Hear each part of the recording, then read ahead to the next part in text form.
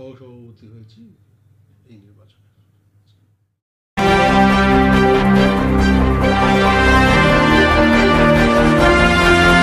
26 নিয়ে তো সবাই আশাবাদী, সেটা নিয়ে কোনো সন্দেহ নেই, কিন্তু এটা হাইকোর্টের একটা নির্বাচন, এখানে আমরা জয়লাভ করেছি এবং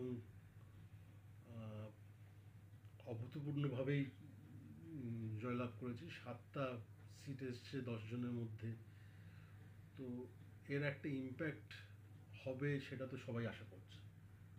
আচ্ছা, হাইকোর্টে যে জয় আপনাদের হয়েছে, এতদিন কি আপনাদের কোনো জায়গায় মনে হচ্ছিল আপনারা সঠিকভাবে আপনারা কাজ করতে পারছিলেন না? এবারে সেই কাজগুলো, সেই প্রসেসগুলো আপনারা এগিয়ে নিয়ে যেতে পারবেন? দেখুন, হাইকোর্ট ক্লাবে ইদানিংকালে বেশ কিছু অনিয়ম ঢুকে গেছিলো, এটা বলতে হবে। অনিয়ম বলতে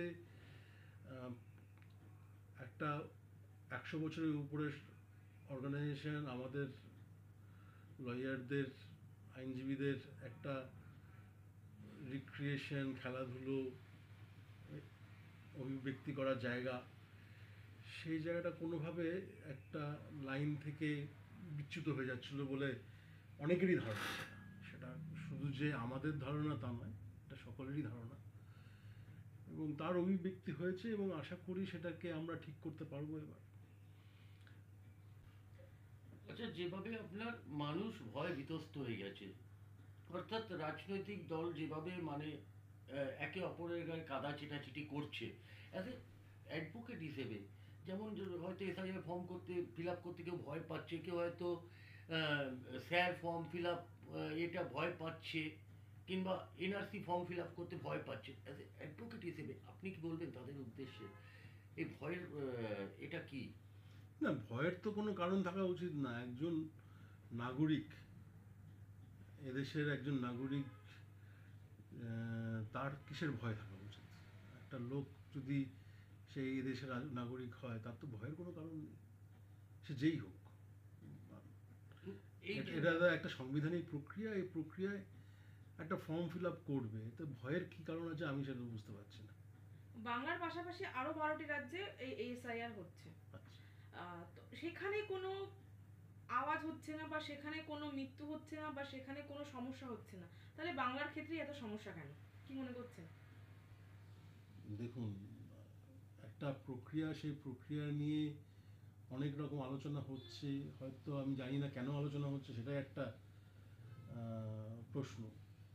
কেননা অন্য রাজ্যে হচ্ছে, সেখানে তো কেউ কোনো উচ্চ বাচ্চা সেটা নিয়ে করছে না যখন, তার মানে প্রক্রিয়া নিয়ে তাদের কোনো বক্তব্য নেই।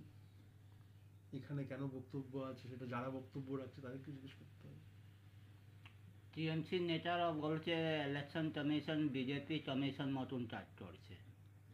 আপনি সংবিধান পড়ুন, আপনার যদি মনে হয় যে একটা সাংবিধানিক সংস্থাকে সেই প্রক্রিয়ার বাইরে কেউ ইনফ্লুয়েন্স করতে পারে, তাহলে আপনি বলুন। সংবিধানে লেখা আছে যা পরিষ্কার। হুমায়ুন কবির আজকে বাবরি মসজিদ নিউ জ্বালছে, মানে শিলান্যাস চলছে, ওই জন্য কি বলবো, এটা কমপ্লিটলি একটা ধর্মে তাদের ব্যাপার, তারা কি করছে সেটা আমি আচ্ছা, আপনার উদ্দেশ্যে, আপনি একজন অ্যাডভোকেট, আপনার মানুষের উদ্দেশ্যে কি বলবেন যারা ভয় পাচ্ছে কিংবা যারা করছে আপনাদের আইন অনুযায়ী? আপনার ভয়ের কিছু কারণ, আমি আবার বলছি, ভয়ের কোনো কারণই নেই। একটা প্রক্রিয়া আছে, সবাই ফর্ম ফিল আপ করছে সব জায়গায়, যারা নাগরিক তাদের ডকুমেন্টস আছে, তারা সেভাবে ফর্ম ফিল আপ করছে, আমিও করেছি, সবাই করেছে। তো ভয় পাওয়ার কোনো কারণ আমি তো খুঁজে পাচ্ছি না, ভয় পাওয়া উচিত না। একটা প্রক্রিয়া, সেটা প্রক্রিয়াটা ফিল আপ হিসেবে কাজ করবে লোকে। আচ্ছা, যারা কলকাতা হাইকোর্টে এবার তো আপনারা জয় করেছেন, টিটি নতুন হতে চলেছে, আর টিটি নতুন দেখুন, করে আমরা হলে হাইকোর্টে জয় করেছি, ঠিক কথাটা ঠিক নয়। হাইকোর্টের